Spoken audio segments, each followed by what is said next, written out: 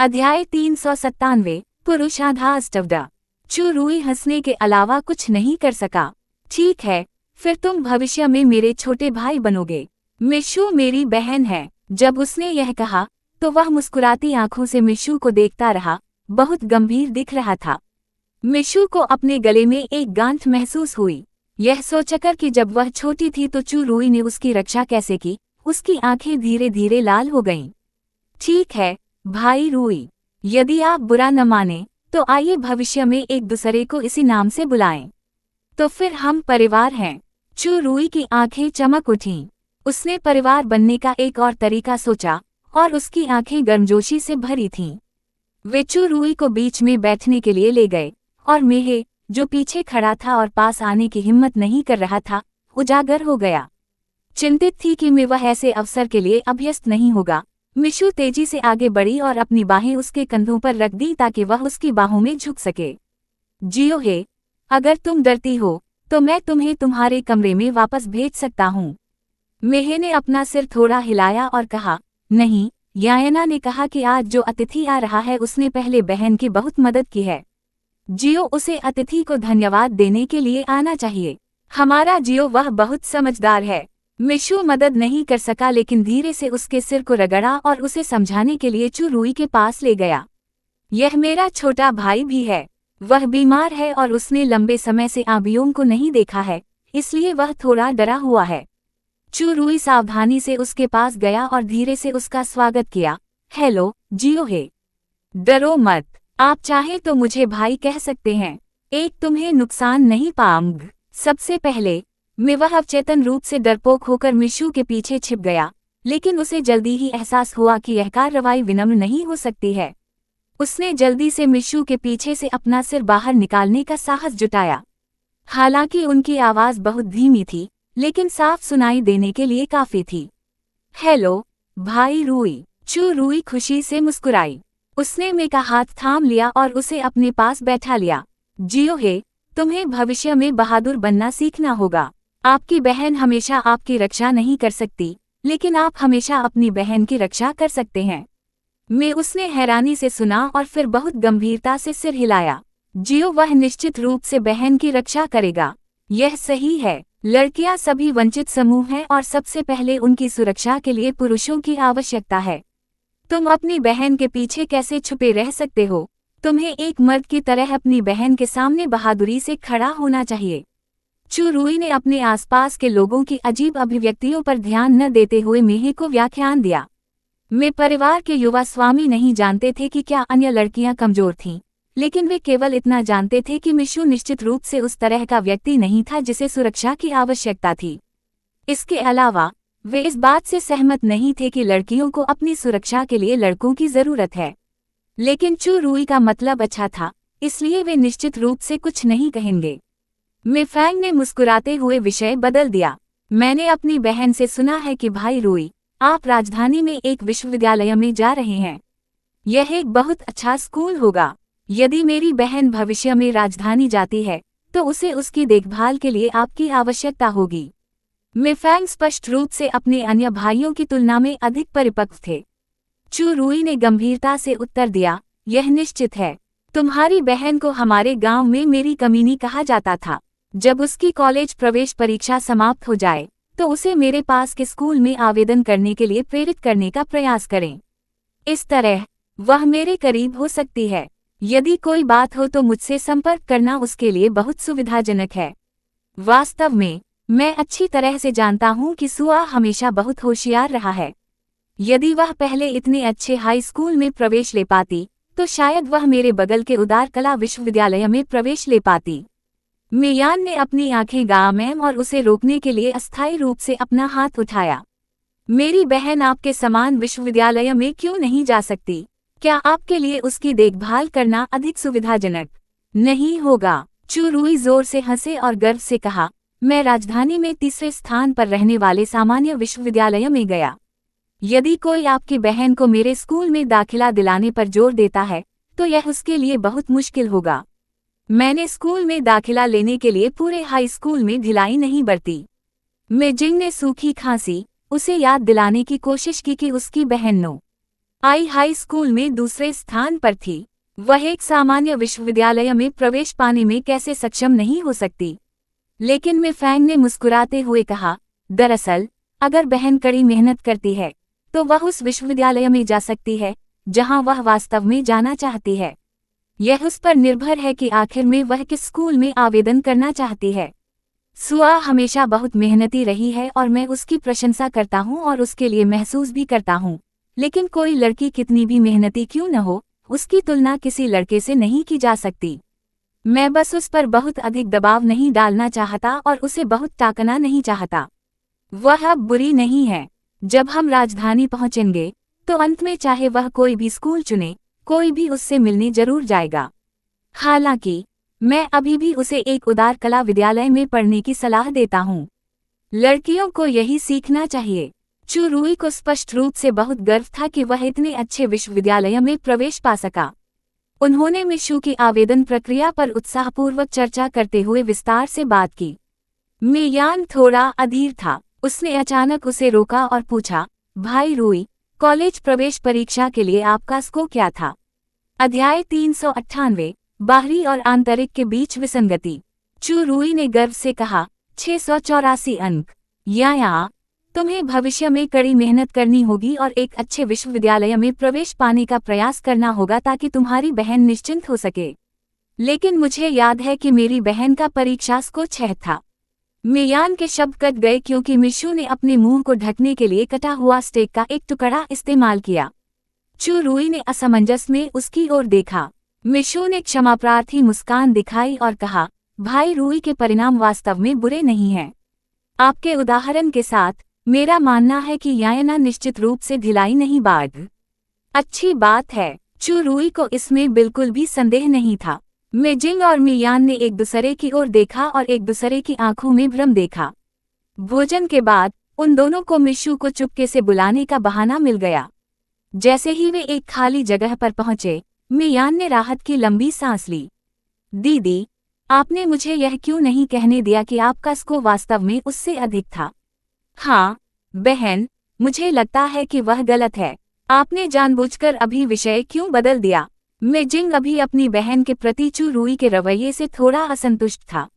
भले ही चू रुई मिशू की भलाई के लिए ऐसा कर रहा था, उसके शब्दों में अनिवार्य रूप से आधास्तवद का संकेत था। वह लड़कियों को हेय दृष्टि से देखता था। मेजिंग वास्तव में चू रुई के दृष्टिकोण को सही करना चाहते थे, लेकिन मिशू अभी विषय को बदलने के लिए तैयार नहीं थे। यह देखकर कि आसपास कोई नहीं था, मिशू ने अपने गालों को रगड़ा जो मुस्कुराने से कठोर हो गए थे और आह भरी। वह एक मेहमान है। भले ही हमारे विचार अलग हों, खाने की मेज पर उसे शर्मिंदा करने की कोई जरूरत नहीं है। वैसे भी वह कल जा रहा है। यह उसका काम है कि वह जो चाहे सोचे। इसका वास्तव में कोई प्रभाव नहीं पड़ेगा कि मैं किस स्कूल में आवेदन करूंगा। यह सच है, लेकिन उसने अभी जो कहा, मैं वह नहीं सुनना चाहता। मेयान ने चिल्लाया और उसके कूल्हों पर हाथ रखकर नखरा दिखाया। मिशू हंसने के अलावा कुछ नहीं कर सकी। उसने जानबूझकर उसके बाल बिगाड़े और शरारत से उसका स्टाइल बर्बाद कर दिया। ठीक है, अभी कौन उसे भाई कहना चाहता था? अब तुम उसे पसंद नहीं करते। यदि आप वास्तव में उससे निपटने के लिए अधीर हैं, तो अध्ययन करने के लिए अपने कमरे में वापस जाएं। मैं इसे अकेले ही संभाल सकता हूँ। ऐसा नहीं चलेगा। मुझे लगता है कि यह व्यक्ति दो मुंह वाला है। मुझे उस पर व्यक्तिगत रूप से नजर रखनी होगी कि कहीं वह बहन को चोट पहुंचाने वाला कुछ भी न करे। मेयान ने अनायास ही एक अंगरक्षक की भूमिका निभा ली, जो चू रुई के शब्दों और कार्यों से उसकी खामियों का पता लगाने की कोशिश कर रहा था ताकि मिशू अपने असली रंग को स्पष्ट रूप से देख सके। मेजिंग भी सहमत हुए। दीदी, मुझे डर है कि यह व्यक्ति जैसा दिखता है उससे अलग है। धोखा मत खाओ। हम आप पर नजर रखने के लिए यहाँ हैं।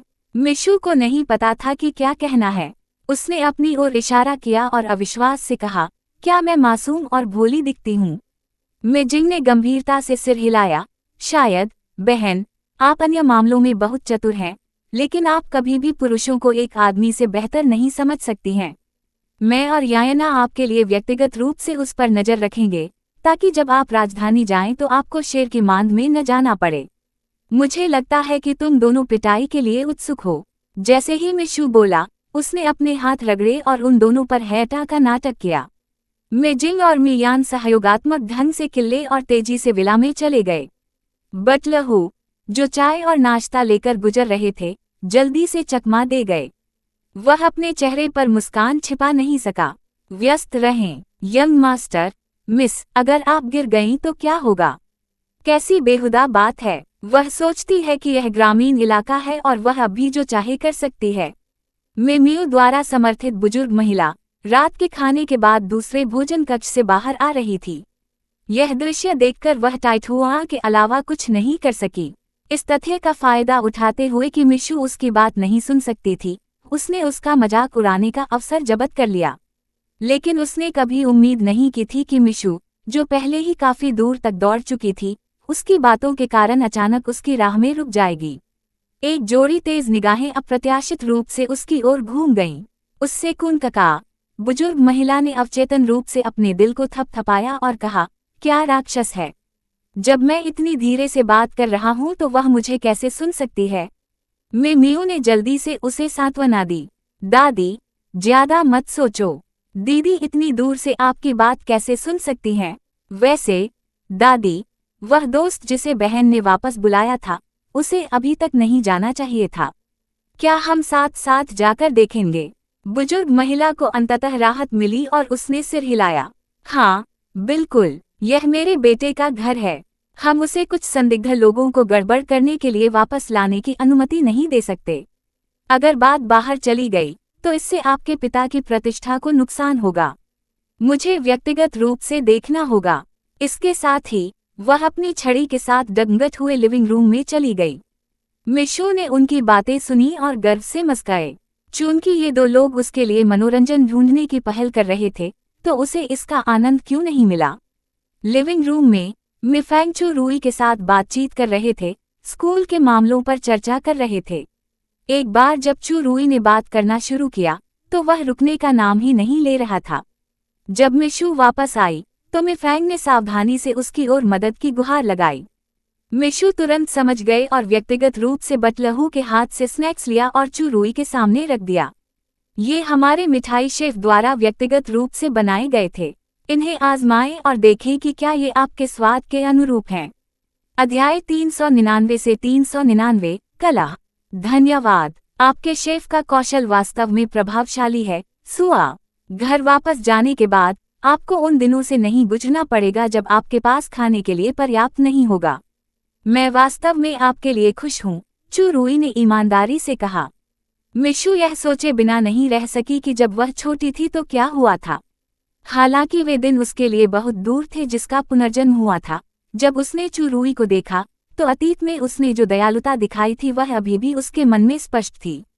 मिशु तहे दिल से उसकी आभारी थी, इसलिए वह नहीं चाहती थी कि वह लिन सिटी में दुखी हो।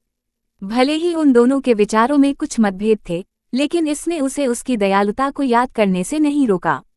इसके अलावा चू रुई ने कभी भी ऐसा कुछ नहीं किया जिससे उसे ठेस पहुंचे। मिशु ने मुस्कुराते हुए उत्तर दिया, मुझे यह सुनकर खुशी हुई कि विश्वविद्यालय में आपका जीवन बहुत सहज है। ओह, एक प्रसिद्ध विश्वविद्यालय के छात्र, आप बहुत परिष्कृत दिखते हैं। आपको मिशु के साथ क्यों जुड़ना है? क्या यह सिर्फ इतना नहीं है कि आप अध्ययन करना जानते हैं? इसमें इतनी अच्छी बात क्या है? मेरा बेटा एक कंपनी का अध्यक्ष है। भविष्य में यदि हमारी मम्मा किसी विश्वविद्यालय में जाना चाहती है, तो बस उसके पिता को उसके लिए इसकी व्यवस्था करने दें। फिर उसे खुद परीक्षा नहीं देनी पड़ेगी। बुजुर्ग महिला की अहंकारी आवाज ने लिविंग रूम के शांतिपूर्ण माहौल को बाधित कर दिया। मियान ने अपनी बाहुं उठाई और अधीरता से कहा, अगर वह प्रवेश नहीं ले सकती, तो ठीक है।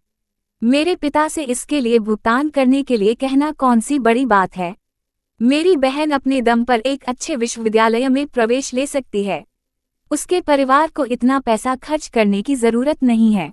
अरे लड़के, तुम क्या जानते हो, भविष्य में तुम्हें पढ़ाई के लिए अपने पिता पर निर्भर रहना पड़ेगा।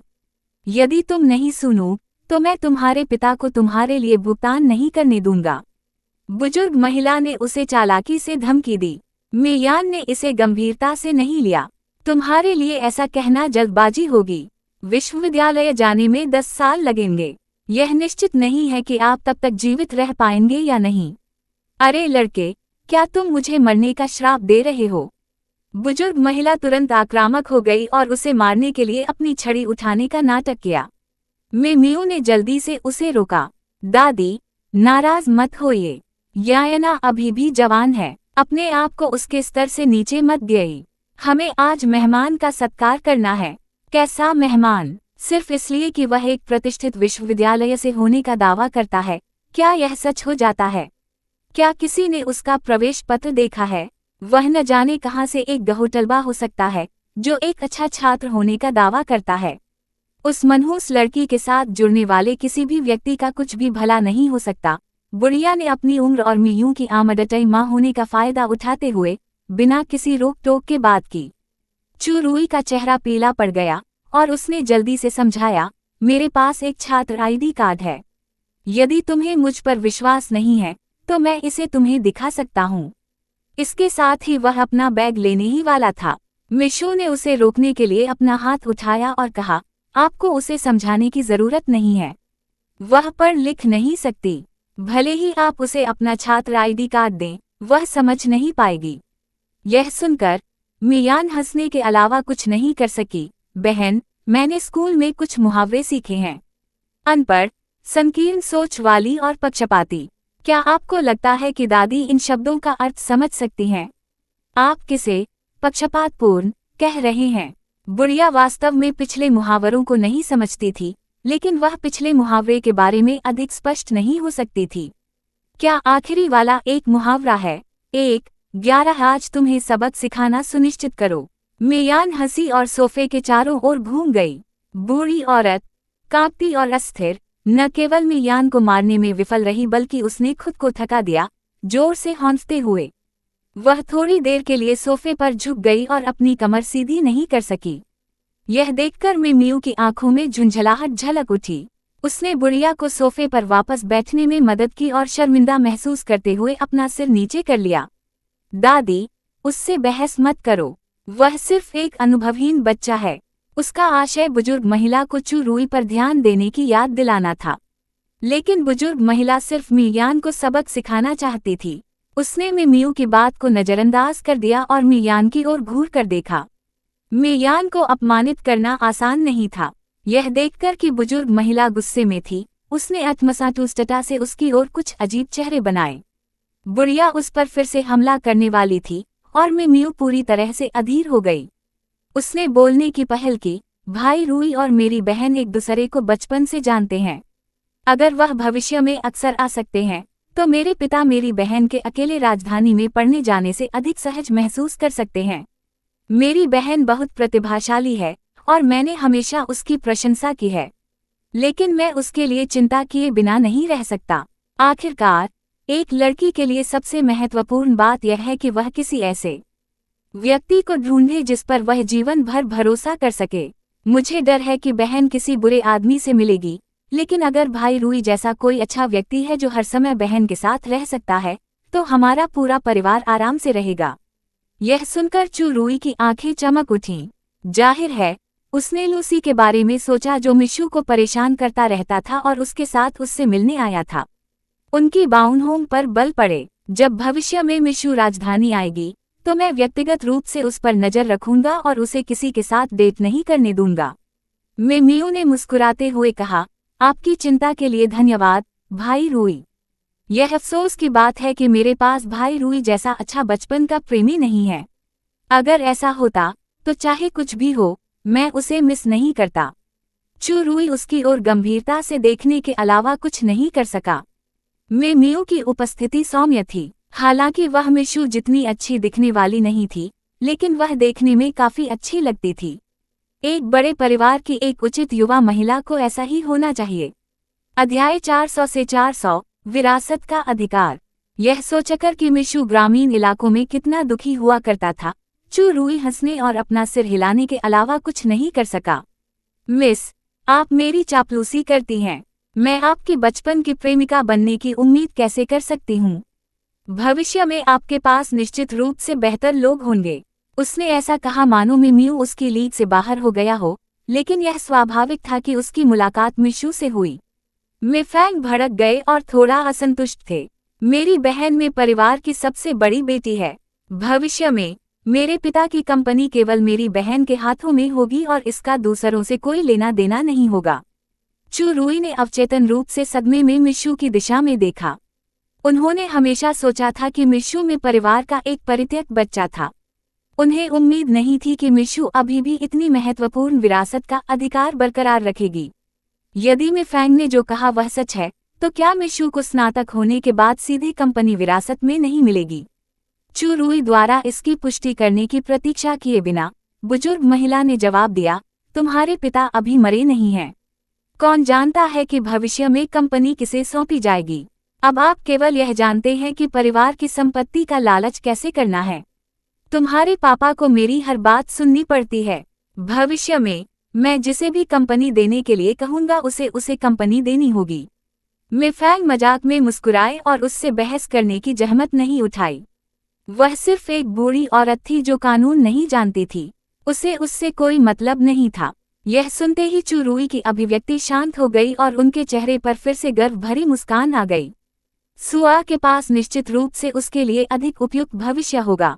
अब इस बारे में बहस करना व्यर्थ है। वह यह जानता था मिशू को फिर से उत्तराधिकारियों की सूची में कैसे शामिल किया जा सकता है। अंत में वह केवल उसकी तरह कड़ी मेहनत से अध्ययन कर सकी और अपनी क्षमता के अनुसार सर्वश्रेष्ठ विश्वविद्यालय में प्रवेश पाने का प्रयास कर सकी। हालांकि मिशू उसके जितना भाग्यशाली नहीं था। हालांकि उनका परिवार अमीर नहीं था, फिर भी उन्हें भोजन और कपड़ों की चिंता नहीं करनी पड़ती थी। वह बचपन से ही कठिन अध्ययन कर रहा था, इसलिए वह ऐसे परिणाम प्राप्त कर सका। लेकिन मिशू उनसे अलग थी। वह कितने समय से पढ़ रही थी।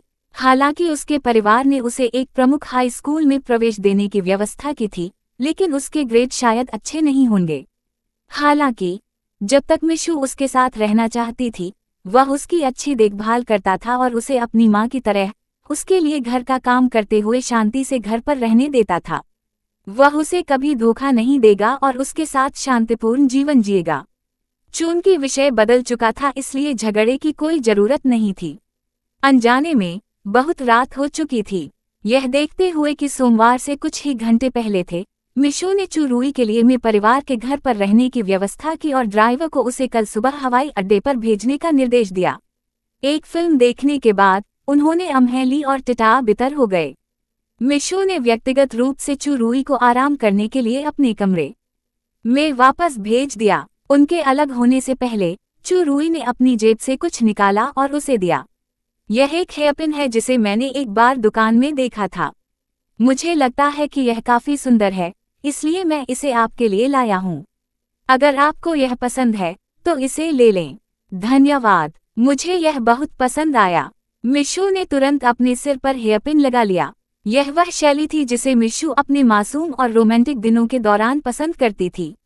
भले ही अब उसे यह पसंद नहीं है, फिर भी वह अपने युवास्व के लिए दोस्ती की पुरानी यादों के साथ इस उपहार को स्वीकार करने को तैयार थी। चू रुई ने उसकी ओर देखा और एक प्यारी सी मुस्कान बिखेरी। आप उतनी ही सुंदर हैं जितनी किसी ने कल्पना की थी। तो फिर मैं पहले ना कलूं। जल्दी आराम करो, एक ड्राइवर तुम्हें कल भेज देगा।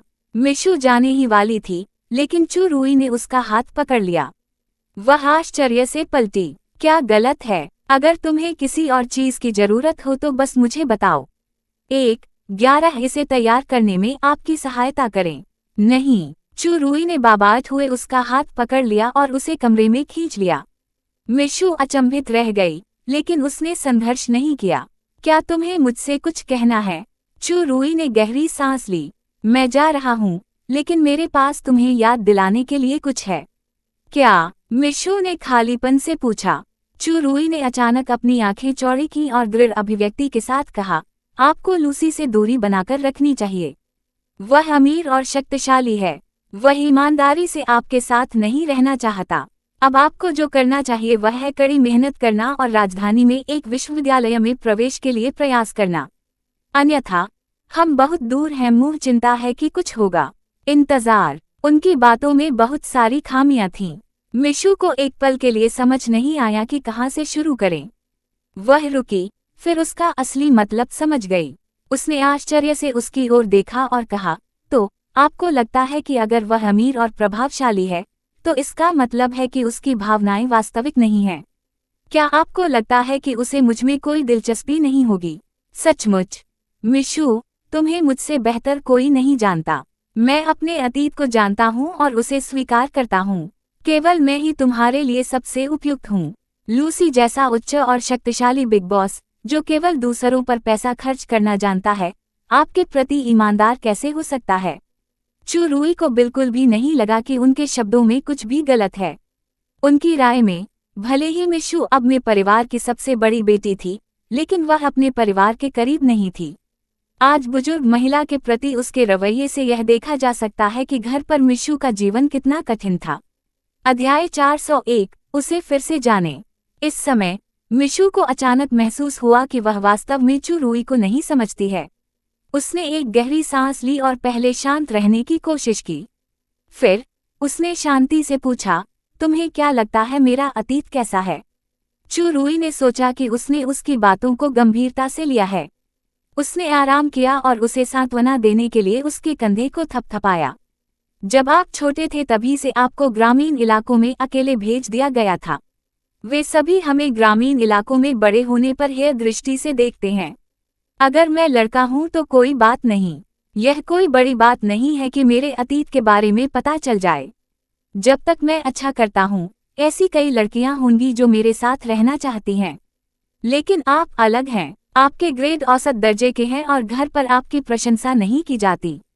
हो सकता है कि आप भविष्य में कोई प्रेमी भी न ढूंढ पाएं। यह उम्मीद मत करो कि लूसी जैसा कोई व्यक्ति तुमसे शादी करेगा। मिशू अंततः समझ गया कि उसका क्या मतलब था। मिशू ने सोचा था कि चू रूई प्रकाश की किरण थी जिसने उसके अंधेरे जीवन को रोशन कर दिया था, लेकिन अब उसे केवल यह महसूस हुआ कि चू रूई दयनीय थी। एक व्यक्ति जो अपनी पृष्ठभूमि का भी सामना नहीं कर सकता और खुद को अपनी हड्डियों से हीन महसूस करता है, वह कौन सा करियर हासिल कर सकता है? उसकी नियति थी कि वह अपने लिए बनाए गए लेबल में फंस जाए और हमेशा के लिए एक स्वतंत्र व्यक्ति बनने में असमर्थ हो जाए। वह अपनी दुनिया को बनाए रखने के लिए केवल दूसरों की नज़रों पर भरोसा कर सकता था, उनकी परवाह कर सकता था और उनकी राय पर निर्भर हो सकता था। आप किस पर हंस रहे हो? चू रूई बहुत हैरान थी। उसने उससे जो कहा वह हृदयस्पर्शी था। अगर वह सुनना नहीं चाहती तो ठीक था, लेकिन उसे ऐसी व्यंग्यात्मक मुस्कान क्यों लानी पड़ी? यह बिल्कुल वैसा ही था जैसे जब वह पहली बार विश्वविद्यालय आया था, तो सूटकेस थामे हुए लोग उसके पास मौजूद एकमात्र बोरे पर हंस रहे थे। मिशू ने अपना सिर हिलाया और अचानक चू रूई की ओर देखा। उन्होंने एक एक शब्द कहा, मुझे लगा कि आपने अपनी महत्वाकांक्षा के कारण उस गरीब खट को छोड़ने की कसम खाई है। मुझे उम्मीद नहीं थी कि आप ग्रामीण इलाकों को तहे दिल से देखेंगे। तो फिर आपके लिए यह स्कूल बैग किसने खरीदा? वे कौन से गांव वाले हैं जो आपके साथ अच्छा व्यवहार करते थे और आपकी मदद करते थे? यह सुनकर चू रूई ने अपमान की भावना महसूस करते हुए अवचेतन रूप से अपने बैग की पट्टियां भींच लीं। उन्होंने स्वेच्छा से मेरे लिए धन एकत्र किया। मेरे परिवार के पास इसकी कमी नहीं है। उनके बिना मेरे पिता अभी भी मेरे लिए एक अच्छी चीज खरीद कर लाते। वास्तव में, भले ही ये शब्द थोड़े बदसूरत थे, मिशू को यह स्वीकार करना पड़ा कि चू रूई सही थे। उनके पिता गांव के नेता थे और उनके परिवार के पास पैसे की कोई कमी नहीं थी। हालांकि जो गांव नक्शे के कोने में भुला दिया गया लगता था उसमें चू रूई जैसी प्रतिभाओं का अभाव था। गांव वालों ने उसकी ओर इस तरह देखा मानो उन्होंने आशा देखी हो। जिस दिन चू रूई कॉलेज में दाखिल हुई, गांव के सभी लोग खुशियां मना रहे थे और खबर फैला रहे थे। हर कोई गांव से निकले एकमात्र विश्वविद्यालय छात्र को बधाई देने आया। यहाँ तक कि मिशू भी, जो बधाई देना चाहती थी, भीड़ में से नहीं निकल सकी। बगल से देखने पर वह वास्तव में चू रूई के लिए खुश थी। छोटे गांवों के लोग अमीर नहीं थे, लेकिन फिर भी वे अपने सबसे अच्छे व्यंजन निकालते थे और उन्हें चू रूई के घर भेजने की पूरी कोशिश करते थे, बस चू रूई को और अधिक अच्छा खाना खाने दे ताकि भविष्य में गांव छोड़ने पर उसे परेशानी न हो। बाद में ग्रामीणों ने भी शहर में सबसे अच्छा स्कूल बैग खरीदने के लिए अनायास धन इकट्ठा किया और व्यक्तिगत रूप से इसे चू रूई के पिता को दे दिया। उस समय चू रूई की आंखों में केवल संयम था। मिशू ने उस समय उसकी भावनाओं को नहीं समझा और केवल उसके लिए खुश थी। लेकिन अब उसे सब समझ आ गया था। चू रूई को छुआ नहीं गया। उसे साफ तौर पर शर्मिंदगी महसूस हो रही थी। उन सभी को आशा थी कि चू रुई के कारण गांव को अधिक लोग देखेंगे और इसे कोने में छोड़ दिया जाना जारी नहीं रहेगा। लेकिन उन्होंने कभी नहीं सोचा होगा कि कोई उन अच्छी चीजों का उपयोग करेगा जो उन्होंने उसे दी थीं, लेकिन फिर भी उनका तिरस्कार करेगा जो उसके समान स्थान पर पले बड़े थे। मैं समझ गया, तो आप यही सोच रहे हैं? मिशू ने समझ में सिर हिलाया। आज तक मैंने तुम्हें इतना कुछ कहते नहीं सुना। चू रुई, मुझे लगता है कि हमें एक दूसरे को फिर से जानना चाहिए। आपका क्या मतलब है? क्या किसी ने कुछ गलत कहा? मैं यह आपकी भलाई के लिए कर रहा हूँ। आप तो जानते ही हैं कि हमारे विद्यालय में विद्यार्थियों को पहले से ही विभिन्न स्तरों में बांटा गया है। मेरे नतीजे अच्छे हैं, इसलिए किसी को चिंता करने की जरूरत नहीं है, लेकिन आप अलग हैं।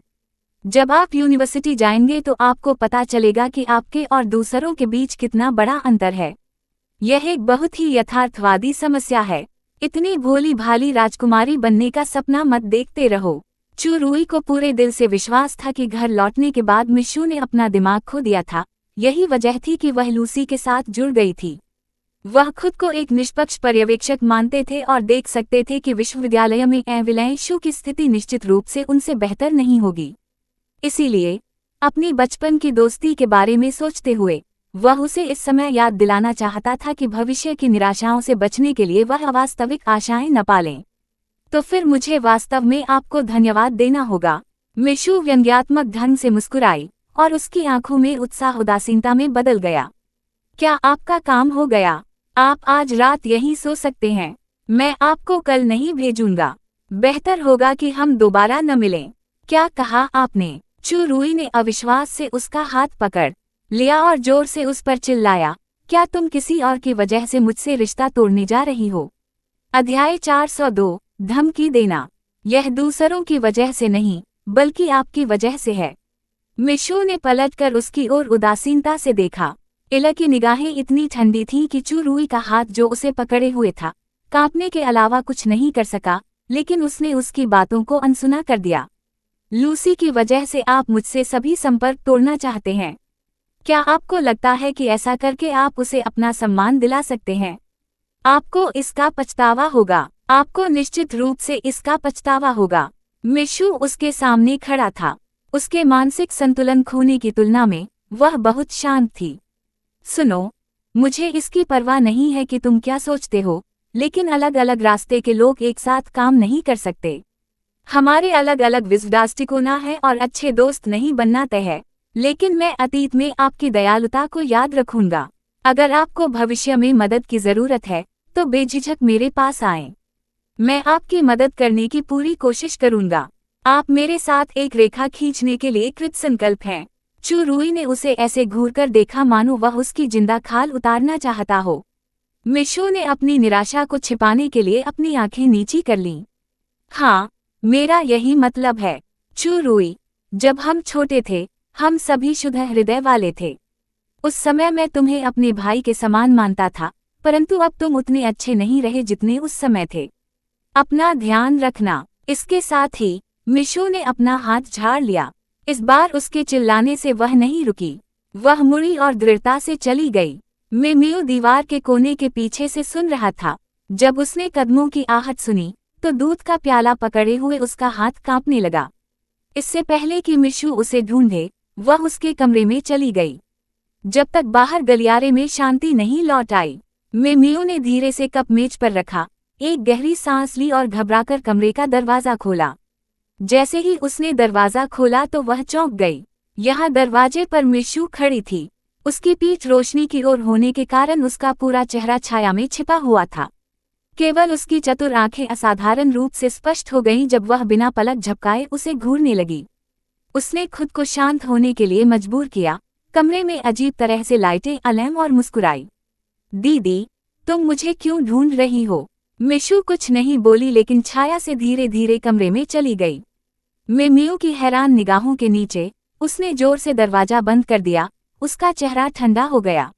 मिमियो अवचेतन रूप से 2 कदम पीछे हट गई और घबराकर अपने हाथों को अपनी छाती के सामने रख लिया। बहन, बहन, क्या गलत है? मिशू ने कुछ देर तक उसे ऊपर से देखा। जब मिमियो ने सोचा कि मिशू कुछ नहीं करेगी, तो मिशू ने अचानक अपना हाथ उठाया और अपने हाथ दूर कर दिए। इससे पहले कि वह प्रतिक्रिया दे पाती, उसने उदास होकर उसकी गर्दन पकड़ ली। मिमियो के गले की हवा अचानक बंद हो गई और उसकी हड्डियों से कट-कट की आवाजें आने लगीं। मिमियो ने भयभीत होकर अपना हाथ छुड़ाने की कोशिश की, लेकिन मिशू इतनी मजबूत थी कि वह उसे एक हाथ से उठा सकती थी। तुम जाने दो। मिमियो बड़ी मुश्किल से इन शब्दों को बाहर निकालने में कामयाब रही। उसका सिर पहले से ही चक्कर खा रहा था, उसकी दृष्टि काली हो गई थी और उसके गाल हरे और बैंगनी हो रहे थे। जाहिर है वह मरने वाली थी, लेकिन मिशू का उसे जाने देने का कोई इरादा नहीं था। सुनो, तुम्हें मेरे सामने दिखावा करने की जरूरत नहीं है। मुझे पता है तुम क्या कर रहे हो। यदि आप खेलना चाहते हैं तो मैं आपके साथ तब तक खेल सकता हूं जब तक आप आश्वस्त न हो जाएं। लेकिन एक बार जब आप कुछ ऐसा कर देंगे जो मैं बर्दाश्त नहीं कर सकता, तो मैं आपको दुखद मौत मरने दूंगा। कल मैं चू रूई को भेजने के लिए किसी को बुलाऊं। उससे पहले अगर तुमने कोई गलत इरादा रखने की जुर्रत की तो तुम्हें पता होना चाहिए कि तुम्हारे साथ क्या होगा। इसके साथ ही मिशू ने उसे बावजूनिता से बिस्तर पर फेंक दिया। उसकी गर्दन पर दबाव अचानक कम हो गया और मिमियो तुरंत बिस्तर पर लेट गई और खांसने के अलावा कुछ नहीं कर सकी। उसे जो महसूस हुआ वह खुशी नहीं थी, बल्कि डर था कि वह मरने वाली थी। उसने मिशू की ओर देखा, जो एक दुष्ट भूत की तरह थी, और उसका पूरा शरीर कांप रहा था। पहली बार उसे स्पष्ट रूप से एहसास हुआ कि उसके सामने वाला व्यक्ति वास्तव में कोई ऐसा व्यक्ति बन गया था जिसे वह बिल्कुल भी नहीं जानती थी। मिशू ने रुचि खोने से पहले केवल उसकी विनम्र उपस्थिति पर नजर डाली।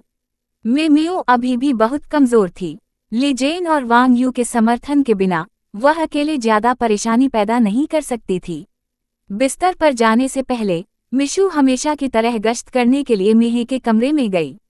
यह पुष्टि करने के बाद कि उन दो लोगों ने जियोहे के साथ कुछ भी अक्समी नहीं किया, वह सोने के लिए अपने कमरे में लौट आई। अगली सुबह जब मिशू जागी, बटलहू जल्दी से रिपोर्ट करने आए। मिस, चू रूई नाम का लड़का कल अकेले चला गया। क्या आपको लगता है कि हमें उसे पकड़ने के लिए किसी को भेजना चाहिए ताकि हम उसे व्यक्तिगत रूप से हवाई अड्डे पर भेज सकें? कोई जरूरत नहीं है। मिशू ने अपना सिर नीचे किया और अपने हाथ से खाना खाया। जब उसका पेट भर गया तो उसने धीरे से अपना मुंह पोंछने के लिए बटलहू द्वारा सौंपा गया टिश्यू ले लिया। मैं स्कूल जा रहा हूँ। मैं जियोहे को आपके पास छोड़ दूंगा, अंकल हू।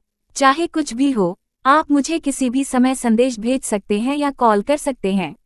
हाँ, मैं समझा। बटलहू ने गहरी आह भरी। युवती को उस उम्र में होना चाहिए था जहां वह बेफिक्र होकर रह सकती थी, लेकिन अब उसे पूरे परिवार की चिंता करनी थी। यह वास्तव में उसके लिए थोड़ा कठिन था। वैसे मिशू ने कुछ और सोचा और कहा, इस महीने से तुम्हें परिवार के सभी खर्चों की रिपोर्ट मुझे देनी होगी। मेरे पिता काम में व्यस्त हैं, इसलिए उन्हें परिवार के बारे में चिंता करने की जरूरत नहीं है। अध्याय 403, शिकायत करें। मेज पर झुकते हुए और सचेत रूप से अपनी उपस्थिति को कम करने की कोशिश करते हुए मिमियो ने अवचेतन रूप से अपने हाथ में कोप स्टिकर को कस लिया। बुजुर्ग महिला ने सबसे पहले असंतोष में मेज थपथपाई। मैं अभी मरा नहीं हूँ। भले ही तुम्हारे पिता इसे संभाल न सकें, मैं इसका ध्यान रखूंगा। यह आपके ऊपर निर्भर नहीं है, दादी। मिमियो ने जल्दी से बुजुर्ग महिला का हाथ पकड़ लिया और उसे बात करना बंद करने का इशारा किया। मिशू उठे, अपने कपड़े ठीक किए, अपना बैग उठाया और मुस्कुराते हुए कहा, मैं बातचीत नहीं कर रहा हूँ। मैं एक आदेश दे रहा हूँ। तुम्हें मेरे परिवार के मामलों का निर्णय करने की आवश्यकता नहीं है। जब तक आप घर पर रहते हैं और अपनी सेवानिवृत्ति का आनंद लेते हैं, मुझे आपसे कोई शिकायत नहीं है। एक तुम्हें छोटा नहीं करेगा। अरु तुम। बुजुर्ग महिला अवाक थी और केवल मिशू को अपनी पीठ पर बैग के साथ जाते हुए देख सकती थी। मिफैंग और मिजिंग ने चुपचाप एक दूसरे को देखा, अपनी अटमसाटुस्टा मुस्कान को छिपाने में असमर्थ रहे। मिशू के चले जाने के बाद बुजुर्ग महिला ने बटलहू पर गुस्सा निकालने की हिम्मत की। यह मत भूलो कि मेरा बेटा इस परिवार का मुखिया है। आपको वित्तीय शक्ति के मामले पर मेरे बेटे से उसकी राय पूछनी होगी। यदि आप गुप्त रूप से सत्ता सौंपने का साहस करते हैं, तो मेरे बेटे को आपको नौकरी से निकालने के लिए कहने के लिए मुझे दोष न दें। यह पहली बार नहीं था जब बुजुर्ग महिला ने उसे ऐसे शब्दों से धमकी दी थी। खुयान ने गहरी सांस ली और धीरे से कहा, मिस्सी मिस्टर मी की जैविक बेटी है। इसके अलावा मिस्सी को कंपनी के शेयरों सहित में परिवार की अधिकांश संपत्ति विरासत में मिलेगी। मेरे पास उसकी बात न सुनने का कोई कारण नहीं है। क्या तुम खुलेआम मेरे विरुद्ध जा रहे हो? बुजुर्ग महिला के होंठ गुस्से से कांपने लगे। बटलहू एक पल के लिए चुप रहा और फिर धीरे से बोला, कृपया गुस्सा मत होइए, मैडम। अभी भी बहुत काम करना बाकी है। कृपया आनंद लीजिए, वहीं रुको। उसने अपनी छड़ी पकड़ ली और हुयान को सबक सिखाने के लिए दौड़ने ही वाली थी। मिफेंग थोड़ा घबरा गया और पागल महिला को रोकने के लिए खड़ा होने ही वाला था। तभी मिमिऊ ने अचानक बुजुर्ग महिला का हाथ पकड़ लिया। जब उसने सिर उठाया तो उसका चेहरा आंसुओं से भरा हुआ था।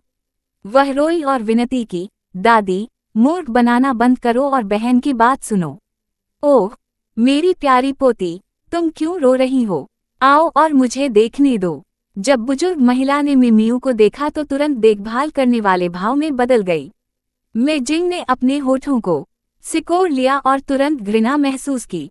उसने अपने हाथ में ली हुई कोक स्टिक फेंक दी। मैं अब और खाना नहीं चाहता। तुम इतनी सुबह सुबह क्यों रो रहे हो? मैं वास्तव में नहीं जानता कि इसमें रोने की क्या बात है। इतना कहकर उसने अपना बैग उठाया और बिना पीछे देखे चला गया। उसके पीछे मिमिऊ ने उसकी पीठ की ओर दयनीय दृष्टि से देखा और फिर व्यथित होकर अपनी दृष्टि वापस ले ली। उसके निचले होंठ को लगभग तब तक काटा गया जब तक उससे खून नहीं बहने लगा। उसके हाव भाव देखकर बुजुर्ग महिला ने अनुमान लगाया कि मिशू ने उसके साथ दुर्व्यवहार किया होगा। वह तुरंत गुस्से में आ गई और बोली, क्या हुआ? मुझे बताओ, मैं तुम्हें उसे सबक सिखाने में मदद करूंगी। मिमिऊ ने सख्ती से अपना सिर हिलाया और कहा, दादी, यह वास्तव में कुछ भी नहीं है। तुम मेरे बारे में चिंता करने की जरूरत नहीं है। लेकिन हालांकि उसने ऐसा कहा, फिर भी उसके आंसू गिरे। यहाँ तक कि भोजन कक्ष की सफाई करने वाले नौकर भी उत्सुकता से देखने लगे। जाहिर है, हर कोई जानना चाहता था कि मिमिऊ इतनी बुरी तरह क्यों रो रही थी। हालांकि मिफेंग उसे अभिनय करते हुए देखने में बहुत आलसी था। उसने महसूस किया कि उसके लिए रुकना और देखना बेहतर होगा कि मिमिऊ क्या चालें चल रही है। इसलिए वह धैर्यपूर्वक अपनी सीट पर बैठ गया और बाउंड चढ़ाकर उसकी ओर देखने लगा जैसे उसने कोई मक्खी खा ली हो। केवल मियान ने मिमिऊ के रोते हुए चेहरे को दिलचस्पी से देखा। उसने चावल का एक अतिरिक्त कटोरा खाया और संतुष्टि के साथ अपने पेट को थपथपाया।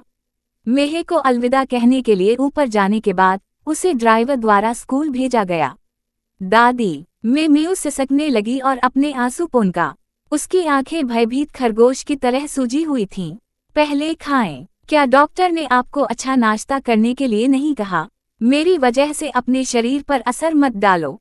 नहीं, तुम्हें आज मुझे बताना होगा कि मिशू ने तुम्हारे साथ क्या किया।